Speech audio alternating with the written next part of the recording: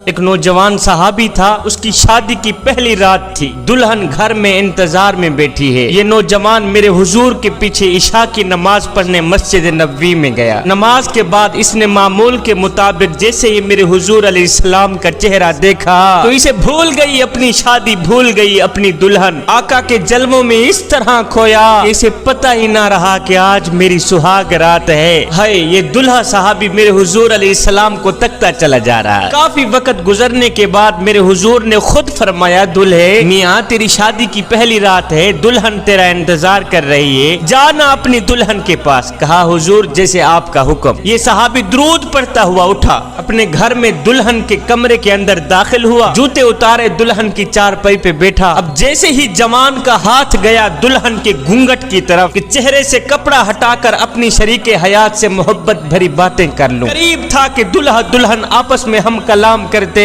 ابھی ہاتھ گھونگھٹ کی طرف جا رہا تھا کہ گھونگھٹ اٹھاؤں تو پیچھے ایک دم مدینے کی گلی سے حضرت بلال کی آواز آئی، مدینے والو جہاد کے لیے حکم آ گیا ہے، تمہیں محمد عربی بلا رہے ہیں۔ بلال نے آواز دی، مدینے والو جلدی باہر نکلو، کل تم نے اپنے سروں پہ کفن باندھ کر محمد عربی کے قدموں پہ اپنی جان قربان کرنی ہے۔ آئے بلال کی آواز سن کر گھونگھٹ کی طرف جاتا ہاتھ رک گیا، قدم چار پئی سے اتر آئے، جوتا پہن کر تلوار ہاتھ میں لی، نوجوان صحابی باہر نکلنے لگا کہ دلہن دوڑ کر قدموں سے لپٹ گئی۔ کہا نوجوان شادی کی پہلی رات ہے، تو نے ابھی میرے چہرے سے نقاب ہی نہیں اٹھایا، میرے سرتاج مجھے چھوڑ کے کہاں جا رہے ہو؟ نوجوان نے جھٹکا دیتے ہوئے کہا، او نادان مجھے مت روک، اس لیے کہ مجھے میرے سرتاج نے بلایا ہے۔ یہ نوجوان سیدھا میدان جنگ میں گیا، جنگ لڑتا رہا، کافروں کو فنار کرتا رہا اور خود بھی سر سے پاؤں تک زخمی ہو گیا، اتنا زخمی ہوا کہ سینے میں نیزہ اس طرح پیوست ہوا کہ یہ نوجوان گھوڑے سے گر گیا۔ جب گھوڑے سے گرا خود کو آقا کی طرف گھسیٹتا چلا جا رہا۔ صحابی قریب آئے، نوجوان کدھر کو جا رہا ہے؟ کہا صحابیو مجھے مت روکو، میرا وقت آخر آ گیا ہے، چاہتا ہوں جس محبوب کے لیے اپنی سہاگ رات لٹائی ہے، اس محبوب کو آتے دیکھا تھا، بس اسی کو جاتے دیکھنا چاہتا ہوں۔ صحابی اس دلہے کو اٹھانے لگے کہ اسے آقا کی طرف لے جائیں، ادھر سے آقا نے آواز دی، صحابیو میرے دلہے کو میرے پاس نہ لے آنا، اسے میرے پاس نہ لے آنا، اس لیے کہ آج میں اپنی امت کے جوانوں کو بتانا چاہتا ہوں کہ جوانوں جو بھی میرے مشن اور دین کے لیے اپنی سہاگ راتیں لٹا دیتے ہیں پھر وہ مجھے ملنے نہیں آتے بلکہ انہیں ملنے محمد خود چل کے جاتا ہے۔ میرے حضور علیہ السلام نے دوسرے صحابیوں کو بلایا، کہا صحابیو آج جس نے دنیا میں جنتی کو دیکھنا ہے وہ میرے دلہے کو دیکھ لے۔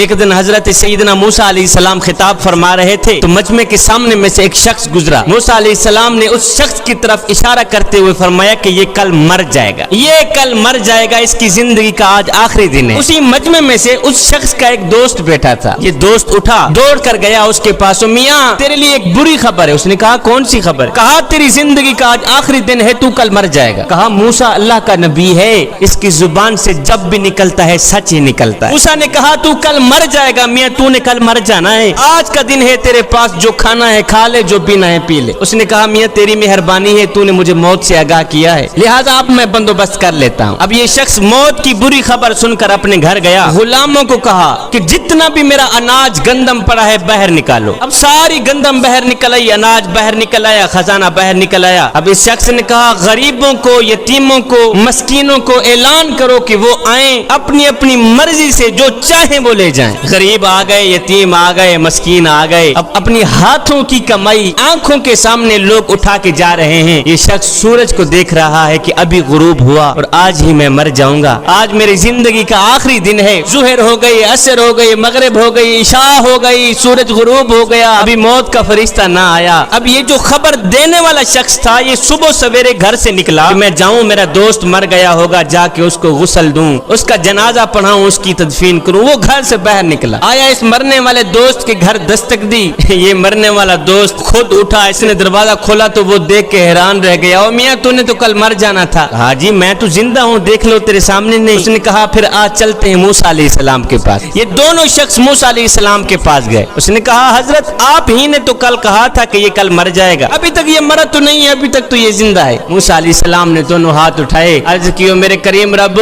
تو نے ہی تو مجھے کہا تھا کہ یہ شخص کل مر جائے گا، ابھی تک یہ مرا نہیں ہے۔ غیب سے آواز آئی، موسیٰ یہ کل مرنے ہی والا تھا، لیکن جب اس نے اعلان کیا کہ میرا سارا خزانہ باہر نکالو، اناج گندم باہر نکالو، یتیموں کو بلاؤ، مسکینوں کو بلاؤ، اللہ کے نام پر سب کچھ قربان کر دو، تو اے موسیٰ ایک یتیم بچہ آیا، اس نے اس کے گھر سے تھوڑی سی گندم اٹھائی، گٹڑی بنا کے سر پہ رکھ کے جا رہا تھا، جاتے جاتے اس کے منہ سے بے ساختہ جملہ نکل گیا، یا اللہ اس کی عمر لمبی کر دے، یا اللہ اس کی عمر لمبی کر دے۔ موسیٰ مجھے حیا آتی ہے کہ بندہ میری مخلوق کی خدمت کرے، میں اسے لمبی عمر نہ دوں۔ موسیٰ اس بچے کی دعا کے صدقے میں نے اس کی 100 سال عمر لمبی کر دی۔ پردیس میں رہنے والوں سے اگر پوچھا جائے میاں تمہارے بال سفید کیوں ہو گئے تو جواب یہی ملتا ہے جی وہاں کا پانی صحیح نہیں۔ اچھا بال جھڑ کیوں گئے ہیں؟ کہتے ہیں جی وہاں کا پانی صحیح نہیں۔ یار ابھی سے تمہیں دل کی تکلیف ہونے لگ گئی ہیں، آخر کیوں؟ کہتے ہیں جی وہاں کا پانی صحیح نہیں۔ تو یار تمہاری نظریں کمزور ہو گئی ہیں، صحت خراب ہو گئی ہے، آخر یہ سب کیوں ہوا؟ تو پردیسی جواب دیتا ہے میاں وہاں کا پانی صحیح نہیں ہے، وہاں کا پانی کڑوا ہے، میرا اللہ جانتا ہے اگر ان پردیسیوں کے اندر جھانک کر کے دیکھ لیں تو دکھوں کے انبار لگے ہوئے ہوتے ہیں، کسی کو بہن یا بیٹی کی شادی کا غم، کسی پردیسی کو ماں کا غم، کوئی بچوں کے سر پر چھت کے لیے مشقتیں کاٹ رہا ہے تو کسی پردیسی نے اپنے باپ کا قرض اتارنا ہے، کسی نے بچوں کو عمدہ تعلیم دینی ہے تو کسی پردیسی نے بھوک سے نڈھال بچوں کے منہ میں نوالا دینا ہے۔ اگر ان کے اندر جھانک کر کے دیکھ لیں تو دکھوں کے انبار لگے ہوئے ہوتے ہیں۔ مسجد نبوی کے کونے میں بیٹھا شخص دعا مانگ رہا تھا، یا اللہ میں تجھ سے اس لیے مانگ رہا ہوں کہ تو میرا رب جو ہے، تو میرا مالک جو ہے، اور میرے کریم رب تیرے علاوہ میرا ہے بھی تو کوئی نہیں نا۔ جب میرے کریم نبی نے سنا تو ایک صحابی کو کہا صحابی جا اس شخص کو کہہ دے کہ تیری دعا کرنے کا انداز اللہ کو اتنا پسند آیا ہے کہ اللہ نے تیری دعا قبول فرما لی ہے۔ بادشاہ نے کسی فقیر اللہ والے سے پوچھا فقیر میاں زندگی کیسی گزر رہی ہے؟ کہا بادشاہ کچھ آپ جیسی گزر رہی ہے، کچھ آپ سے اچھی بھی گزر رہی ہے۔ بادشاہ نے کہا میرے جیسی زندگی گزارنے کا تصور نہیں کیا جا سکتا، اور تو کہتا ہے مجھ سے بھی اچھی زندگی گزار رہا ہے، وہ کیسے؟ فقیر نے کہا بادشاہ وہ اس طرح کہ تو پھولوں کے بستر پہ سوتا ہے، میں گرم ریت پہ سوتا ہوں۔ جب تیری اور میری آنکھ لگ جاتی ہے، جب تجھے اور مجھے نیند آ جاتی ہے تو اس وقت تجھے پتہ یہ نہیں ہوتا کہ میں پھولوں کے بستر پہ سویا ہوا ہوں، اور مجھے پتہ یہ نہیں ہوتا کہ میں تتی ریت پہ سویا ہوا ہوں۔ بادشاہ اس وقت تیری اور میری زندگی ایک جیسی گزر رہی ہوتی۔ اور بادشاہ سن جب تہجد کا وقت آتا ہے تو پھولوں کے بستر پہ سویا ہی رہتا ہے، میں اٹھ کے وضو کر کے تہجد کی نماز پڑھتا ہوں، اس وقت میری زندگی تیری زندگی سے اچھی گزر رہی ہوتی۔ ایک بادشاہ تھا، وہ پھولوں کے بستر کے اوپر سویا کرتا تھا، اس کی عادت تھی کمرے کے اندر کئی من پھول لگائے جاتے تھے اور یہ بادشاہ پھولوں کے بستر کے اوپر سویا کرتا تھا۔ ایک دن لونڈی جھاڑو دینے والی بادشاہ کے کمرے کے اندر گئی جھاڑو دینے کے لیے، اس نے دیکھا کہ بادشاہ کا پھولوں کا بستر سجا ہے اور بادشاہ ہے نہیں، اس نے سوچا کیوں نہیں ایک پل کے لیے میں بھی پھولوں کے بستر کے اوپر سونے کا مزہ چکھیں۔ اس لونڈی نے کیا کیا، جھاڑو رکھا نیچے، چڑھ گئی بادشاہ کے پھولوں کے بستر کے اوپر، چڑھ گئی بادشاہ کے پھولوں کے بستر کے اوپر، لیٹی سر رکھا، آنکھ لگی، نیند آ گئی، ادھر سے نیند آئی ادھر سے بادشاہ بھی آ گیا۔ بادشاہ نے دیکھا آئیں 2 ٹکے کی نکرانی بادشاہ کے پھولوں کے بستر کے اوپر چڑھ کے سوئی، اس کی جرت کیسے ہوئی؟ بادشاہ نے سوٹا اٹھایا مارنے لگ گیا۔ اب بادشاہ اوپر سے مار رہا تھا، نیچے یہ لونڈی روتی بھی ہے ہنستی بھی ہے، روتی بھی ہے ہنستی بھی۔ بادشاہ نے سوٹا رکھا نیچے، کہا پہلے تو یہ بتا کہ تو روئی کیوں ہے، ہنسی کیوں، روئی کیوں ہے، ہنسی کیوں ہے؟ اس لونڈی نے کہا بادشاہ روئی اس لیے ہوں کہ مجھے درد ہو رہی ہے، اور ہنسی اس لیے ہوں کہ اس وقت میں سوچ رہی ہوں کہ جو ایک پل کے لیے پھولوں کے بستر کے اوپر چڑھ کے سوئے اسے اتنی سزا مل رہی ہے، اور جو ساری زندگی پھولوں کے بستر کے اوپر چڑھ کے سوتا رہے اسے کتنی سزا ملے۔ ایک نوجوان تھا 20 سال رب کی نافرمانی کرتا رہا۔ ایک دن میرے اللہ نے فرمایا موسیٰ جا کے اس بندے کو کہہ دو کہ ہم اس سے ناراض ہیں، اور نادان 20 سال ہو گئے ہیں ہمیں ناراض کرتے ہوئے، 20 سال کا عرصہ گزر گیا ہے ہماری نافرمانی کرتے ہوئے، کچھ تو تجھے شرم آنی چاہیے، اور نادان 20 سال ہو گئے ہیں تو نے ہمیں ایک سجدہ بھی نہیں کیا، لہٰذا ہم تجھ سے ناراض ہیں۔ اس نوجوان نے جب سنا کہ میرا اللہ مجھ سے ناراض नाराज हो गया है। वो नौजवान जंगल की तरफ चला गया, एक सूखा दरख्त था उसके नीचे जाके बैठ गया। इसने दोनों हाथ उठाए, अर्ज कियो मेरे करीम रब, मैं तो तेरे करम को अपने गुनाहों से ज्यादा समझता रहा। मौला मैं गुनहगार ही सही, मैं बदकार ही सही, मैं खताकार ही सही, लेकिन मौला मैं तो तेरी रहमत को अपने गुनाहों से ज्यादा समझता रहा। मौला तू ही तो मेरा मालिक है, तू ही तो मेरा खालिक है, अगर तू भी मुझसे नाराज हो जाएगा तेरा गुनहगार बंदा कहाँ जाएगा। मौला आज मैं पक्की तौबा करने आया हूँ, आज तो मैं तेरे साथ अपना ताल्लुक बढ़ाने आया हूँ, तेरे साथ अपना मामला दुरुस्त कराने आया हूँ। मौला आज मैं पक्की तौबा करना चाहता हूँ, आज मुझे माफ कर दे, आइंदा कोई गुनाह नहीं करूँगा, आइंदा कोई गुनाह नहीं करूँगा। है जवानों, नौजवान के जब इस सच्चे दिल से आह निकली, दुआ निकली, तो मेरे अल्लाह की रहमत को जोश आ गया, मेरे अल्लाह की रहमत जोश में आ गई। मेरे अल्लाह ने फरमाया मूसा जाके फिर मेरे उस बंदे को कह दो कि वो मेरे गुनहगार बंदे जो भी हमारी रहमत पर नजर रखता है फिर हम उसे बख्श ना दें, ये हमारी रहमत गवारा ही नहीं करती। जा हमने तुझे माफ किया, जा हमने तुझे बख्श दी। तेरी दुआ मांगने का अंदाज भी कुछ इस तरह का था कि हमारी रहमत जोश में आ गई और हमने तुझे बख्श दिया है। गुनहगार था, बदकार था, सियाकार था, 20 साल उसने गफलत में गुजार दी, 20 सालों में उसने एक सजदा भी अल्लाह को ना किया। इतनी नाफरमानी करने के बाद भी उस नौजवान के दिल से दुआ निकली, आंखों से एक आंसू निकला, अभी एक आंसू जमीन पर नहीं गया था, मेरे अल्लाह ने उसको अपना महबूब पहले बना लिया था। एक दिन मेरे करीम नबी की खिदमत में हजरत अबू हुरैरा रोते हुए आए, आकर अर्ज गुजार हुए, हुजूर मेरी माँ आपको गालियाँ देती हैं, मेरी माँ आपकी गुस्ताखी करती रहती है, आप दुआ करें ना अल्लाह मेरी माँ को भी हिदायत दे दे, अल्लाह मेरी माँ को कलिमा नसीब कर दे। मेरे करीम नबी ने दोनों हाथ उठाए, इधर से जैसे ही मेरे करीम नबी ने दुआ के लिए हाथ उठाए तो उधर से अबू हुरैरा ने घर की तरफ दौड़ लगा दी। अब सहाबी देखने वाले थे कि नबी इधर दुआ मांग रहे हैं, अबू हुरैरा का हक था ना साथ में बैठ के आमीन की आवाज लगाते, लेकिन अबू हुरैरा के काम देखो नबी के साथ नहीं बैठे, घर की तरफ दौड़ते नजर आ रहे हैं। जैसे ही अबू हुरैरा ने घर की दहलीज पर कदम रखा तो क्या देखते हैं, माँ गुस्ल कर रही हैं। माँ ने जैसे ही दरवाजा खोला तो अंदर से ला इलाहा इल्लल्लाह मुहम्मदुर रसूलुल्लाह की आवाजें आ रही थी। अबू हुरैरा ने कहा माँ तू कलिमा पढ़ रही, कहा चुप कर बेटे, अभी थोड़ी देर पहले तेरा नबी मेरे पास आया था, आकर कहता है अबू हुरैरा की माँ कल कयामत के दिन बेटा जन्नत में जाए माँ जहन्नम में जाइए, हमसे बर्दाश्त नहीं होता, तू भी कलिमा पढ़ लेना। बेटा मैं कुर्बान जाऊं, तेरा नबी मुझे सिर्फ कलिमा भी पढ़ा के नहीं गया, जन्नत भी दे के गया है। उल्टे पांव हजरत अबू हुरैरा वापस मेरे नबी की खिदमत में आए, देखा मेरे नबी की दुआ खत्म हो रही थी, कदमों में गिर गए, कदम चूमने लग गए। सहाबा ने कहा अबू हुरैरा एक बात तो बता, जब अल्लाह के महबूब दुआ फरमा रहे थे तेरा हक था तू साथ में बैठ के आमीन कहता और तूने घर की तरफ दौड़ क्यों लगा दी, दुआ के दौरान तूने घर की तरफ दौड़ क्यों लगा दी। ये सुनकर हजरत अबू हुरैरा रो पड़े, रो कर कहने लगे सहाबियों इस सोच की बुनियाद पर मैंने घर की तरफ दौड़ लगा दी है कि आज मैं देखना चाहता था कि मैं घर में पहले पहुंचता हूं या मेरे नबी की दुआ घर में पहले पहुंचती है। सहाबा मैं घर में बाद में पहुंचा, मेरे मोहम्मद की दुआ घर में पहले पहुंची हुई थी।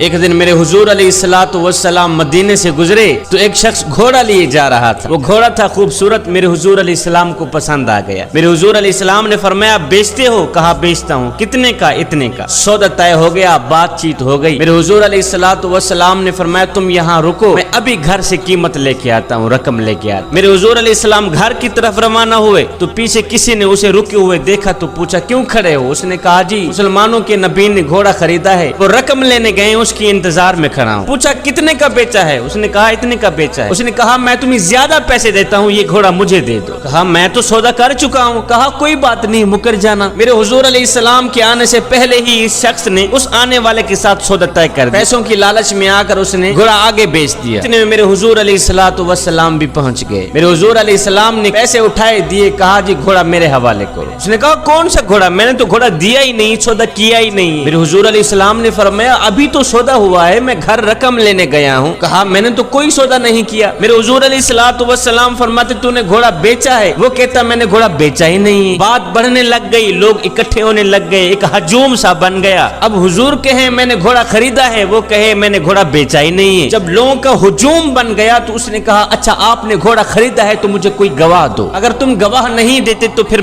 میں قسم اٹھاتا ہوں کہ میں نے گھوڑا بیچا ہی نہیں. جھوٹ تو اس نے پہلے ہی بول رکھا تھا, اب قسم اٹھانا اس کے لیے کوئی مشکل نہیں تھا. اس نے کہا مجھے کوئی گواہ دیں. اب بھری بزم تھی, ہجوم تھا لوگوں کا, اس نے گواہ مانگ لیا ہے, لہٰذا اس وقت کوئی دیکھنے والا بھی نہیں تھا. جب سودا طے ہو رہا تھا کوئی دیکھنے والا ہی نہیں تھا, کوئی شخص وہاں موجود بھی نہیں تھا. قبل اس کے کہ کوئی دیر گزرتی اتنے میں حضرت خزیمہ رضی اللہ تعالیٰ عنہ دوڑتے ہوئے آئے. کہا میں گواہی دیتا ہوں, جتنے میں میرے حضور نے بتایا ہے اتنے میں ہی سودا ہوا ہے. میں گواہی دیتا ہوں, میں اس چیز کا گواہ ہوں, میرے حضور نے گھوڑا خریدا ہے اور پیسوں کی لالچ میں آ کر یہ شخص مکر گیا ہے. میں گواہی دیتا ہوں جتنے میں میرے حضور علیہ السلام نے بتایا ہے اتنے میں ہی سودا ہوا ہے. اس نے کہا پھر ٹھیک ہے, مجھے پیسے مل گئے ہیں, میرا مطالبہ پورا ہو گیا ہے, لہٰذا یہ لو گھوڑا جاؤ. جب لوگ ہٹنے لگے, جب میرے حضور علیہ السلام چلنے لگے تو میرے حضور علیہ السلام نے حضرت خزیمہ رضی اللہ تعالی عنہ کو اشارے سے قریب کیا. فرمایا خزیمہ ایک بات تو بتاؤ. کہا جی حضور. فرمایا تم موقع پر موجود تو نہیں تھے, پھر گواہی کیسے دے دی؟ اور جب آپ نے دیکھا ہی نہیں تھا پھر گواہی کیسے دے دی؟ یہ سن کر حضرت خزیمہ میرے نبی کے قدم چومتے ہوئے عرض گزار ہوئے, حضور یہ گھوڑا کیا ہے؟ آپ کے کہنے پر تو ہم نے رب کی گواہی دے دی. ایک سردار تھا اور ایک غلام تھا. جو سردار تھا وہ بے نمازی تھا اور جو غلام تھا وہ 500 وقت کا نمازی تھا. یہ دونوں کہیں جا رہے تھے, جاتے جاتے اذان کی آواز آئی. غلام نے جیسے ہی اذان کی آواز سنی تو سردار کو کہا سردار جی آپ یہاں ٹھہریے, میں جا کے نماز پڑھ کے اللہ کے حضور سجدہ کر کے ہوں. سردار تو بے نمازی تھا, اس نے کہا پھر جلدی آنا. یہ غلام مسجد میں گیا, اس نے وضو کیا, نماز با جماعت ادا کی, اس کے بعد اس نے قرآن مجید کھولا, پڑھنے لگ گئے. اب سارے نمازی نماز پڑھ کے اپنے اپنے گھروں کی طرف جا رہے تھے. باہر بیٹھا سردار غلام کی انتظار میں تھا. اب سارے نمازی گھر میں چلے گئے. سردار پریشان ہو گیا کہ میرا غلام باہر کیوں نہیں نکلا. غلام تو اندر قرآن پڑھنے لگ گیا. اب جب سردار بیٹھے بیٹھے تھکا تو اٹھا, مسجد کے اندر آیا, جہاں جوتے پڑے ہوئے ہوتے ہیں وہاں آ کے رک گیا, آ کر آوازیں دینے لگ گیا. غلام کہاں مر گیا ہے؟ اور سارے نمازی نماز پڑھ کے چلے گئے ہیں, اور باہر نکل, ہم نے آگے سفر کرنا ہے. اور غلام کہاں مر گیا ہے؟ جلدی باہر نکل. غلام نے جب سنا تو قرآن مجید بند کر کے اندر سے ہی آواز دی سردار جی میں کیا کروں کہ جو خدا تجھے مسجد کے اندر نہیں آنے دیتا وہ خدا مجھے مسجد سے باہر نہیں جانے دیتا. کتنی خوش قسمت اور مبارک بیٹیاں ہیں وہ جو بے حیائی کے اس دور میں رہ کر بھی اپنے کریم رب کے احکامات کی پیروی کرتی ہیں, جو فحاشی کے اس دور میں رہ کر بھی, جو کفرستان میں رہتے ہوئے بھی اپنے گھر میں عزت کے ساتھ ٹھہرے رہنے کو زیادہ ترجیح دیتی ہیں, جو بازاروں میں حسن و جمال کی نمائش کرنے سے نفرت کرتی ہیں. اگر ضرورت کی وجہ سے بازار میں جانا بھی پڑے تو اس سوچ کی بنیاد پر خود کو کپڑے میں لپیٹ کے جاتی ہے کہ کہیں عرش والے رب کے حکم کی توہین نہ ہو جائے. یہی ہیں اسلام کی وہ مقدس بیٹیاں, اسلام کی وہ عظیم بیٹیاں جن پر اسلام کو فخر ہے. میری بہن جب آپ کا خامد یا بھائی آپ کو پردہ کرنے سے روکے تو ایسے وقت میں فرعون کی بیوی حضرت آسیہ کے اس جملے کو یاد کر لیا کرو جو فرعون کو کہتی تھی اے جان من میں نے تجھے اپنی جان تو دے دی ہے مگر ایمان نہیں دیا. کہا جان جاتی ہے 100 بار چلی جائے مگر سن اپنے کریم رب کی نافرمانی ہرگز نہیں کروں. کتنی خوش قسمت اور مبارک بیٹیاں ہیں وہ جو بے حیائی کے اس دور میں رہ کر بھی اپنے کریم رب کے احکامات کی پیروی کرتی ہیں, جو فحاشی کے اس دور میں رہ کر بھی, جو کفرستان میں رہتے ہوئے بھی اپنے گھر میں عزت کے ساتھ ٹھہرے رہنے کو زیادہ ترجیح دیتی ہیں, جو بازاروں میں حسن و جمال کی نمائش کرنے سے نفرت کرتی ہیں. اگر ضرورت کی وجہ سے بازار میں جانا بھی پڑے تو اس سوچ کی بنیاد پر خود کو کپڑے میں لپیٹ کے جاتی ہے کہ کہیں عرش والے رب کے حکم کی توہین نہ ہو جائے. یہی ہیں اسلام کی وہ مقدس بیٹیاں, اسلام کی وہ عظیم بیٹیاں جن پر اسلام کو فخر ہے. ایک صحابی رات کو اپنے گھر آرام فرما رہے تھے. صحابی کو پیاس لگی, انہوں نے اپنی بیوی سے پانی مانگا. بیوی محترمہ بھی صحابیہ تھی. جب پانی لے کر آئی تو آگے شوہر سو گیا تھا. زوجہ اتنی خدمتگار تھی کہ پانی لے کر کھڑی رہی. رات کے دوسرے پہر جب صحابی کی آنکھ کھلی تو دیکھ کر حیران رہ گیا کہ بیوی پانی اٹھا کے کھڑی ہے۔ صحابی نے پوچھا تم کب سے کھڑی ہو؟ کہا جب سے آپ نے پانی مانگا، جب میں پانی لے کر آئی تو آپ سو گئے تھے، اس لیے میں نے آپ کو جگا کر آپ کے آرام میں خلل ڈالنا پسند نہیں کیا، اور خود سوئی بھی اس لیے نہیں ہوں کہ کہیں خدمت گزاری میں کوتاہی نہ ہو جائے، اس لیے پانی لے کر کھڑی ہی رہی۔ صحابی رسول اسی خوشی کی کیفیت میں بیوی سے کہنے لگا بھلا ہوئی تم نے خدمت کی انتہا کر دی ہے، لہذا میں تم سے بہت ہی خوش ہوں، اور اتنا خوش ہوں کہ آج تم مجھ سے جو چاہو مانگ سکتی ہو، میں دینے کو تیار ہوں۔ یہ سن کر صحابیہ نے کہا میرے سرتاج ویسے تو مجھے کسی چیز کی ضرورت نہیں ہے، اگر آپ نے میرا مطالبہ پورا کرنا ہی ہے تو برائے مہربانی آپ مجھے طلاق دے کر رخصت کر دیں، مجھے طلاق دے کر واپس بھیج دیں۔ یہ سنتے ہی صحابی حیران و پریشان ہو گیا کہ آخر بیوی نے ایسا کیوں کہا، بیوی نے طلاق کیوں مانگی؟ صحابی نے کہا میں آپ سے وعدہ کر چکا ہوں کہ میں آپ کا مطالبہ پورا کروں گا، لہذا آؤ چلتے ہیں حضور کی خدمت میں، حضور علیہ السلام کے مشورے کے بعد جو بھی فیصلہ ہوگا اس پر عمل کیا جائے گا۔ صبح کے وقت یہ دونوں میاں بیوی گھر سے نکلے، کہاں جا رہے ہیں؟ حضور علیہ السلام کے پاس جا رہے ہیں۔ دونوں جا ہی رہے تھے، راستے میں صحابی کا پاؤں پھسلا، وہ منہ کے بل زمین پہ گر گئے۔ بیوی نے فوراً ہی صحابی کو اٹھایا، اٹھاتے ہی کہا او میرے سرتاج تجھے چوٹ تو نہیں لگی، اور تجھے چوٹ تو نہیں لگی؟ صحابی نے کہا بھلا ہوئی باقی تو سب ٹھیک ہے، لیکن پاؤں میں شدید درد ہو رہی،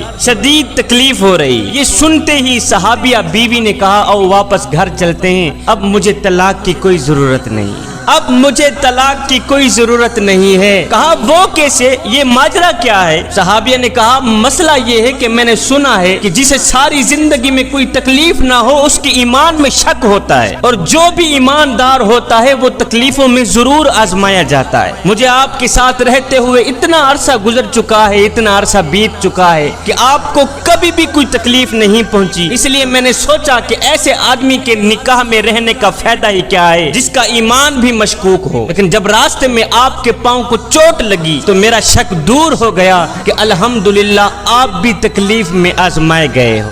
ایک شخص نے اپنی بوڑھی ماں کو اپنے کندھے پہ بٹھایا، 7 حج کرائے، 7 حج کرا دینے کے بعد خیال آیا کہ شاید میں نے اپنی بوڑھی ماں کا حق ادا کر ہی دیا ہے۔ رات ہوئی، سویا، آنکھ لگی، نیند آئی، خواب میں کسی کہنے والے نے کہا او نادان، سخت سردی تھی، باہر برف باری ہو رہی تھی، تو بچہ تھا، ماں کے ساتھ لیٹا ہوا تھا، تجھے پاخانہ آیا، تو نے بستر گندا کر دیا، غربت کی وجہ سے دوسرا بستر تھا نہیں، تو نے بستر گندا کر دیا، تیری بوڑھی ماں اٹھی، سخت سردی میں ٹھنڈے پانی کے ساتھ اس نے تیرے پخانے کو دھویا، بستر کو صاف کیا، بستر کو دھونے کے بعد 4 پائی پہ لٹایا، خود گیلے بستر پہ سو گئی، خود ٹھنڈے بستر پہ سو گئی، تجھے اپنی چھاتی پہ لٹا دیا، اور نادان تو کہتا ہے کہ میں نے ماں کا حق ادا کر دیا ہے، اور نادان تو ابھی اسی رات کا حق ادا بھی نہیں کر سکا۔ عورت کے پردے کی تو سب کو فکر ہوتی ہے، سب پوچھتے ہیں شاہ جی عورت کا پردہ کیسا ہونا چاہیے؟ کیا کوئی یہ بھی جانتا ہے کہ اللہ تعالیٰ نے قرآن کریم میں عورت کے پردے کے ساتھ ساتھ مرد کے پردے کا ذکر بھی فرمایا ہے؟ فرمایا مومن مردوں سے کہہ دو کہ اپنی نگاہیں نیچے رکھیں، اپنی نظریں نیچے رکھیں، اور اپنی شرم گاہوں کی حفاظت کریں، یہی ان کے لیے اچھا عمل ہے۔ تو اے اسلام کی مقدس شہزادیوں، تم بھی پردے کو اپنا زیور بنا لو۔ اگر کوئی تم سے پوچھے کہ یہ پردہ فرض ہے یا واجب ہے، کیوں کیا ہوا ہے، تو انہیں بتانا کہ مجھے نہیں معلوم کہ یہ پردہ فرض ہے یا واجب ہے، میں تو بس یہی جانتی ہوں کہ یہ پردہ میرے اللہ کو پسند ہے تو مجھے بھی پسند ہونا چاہیے۔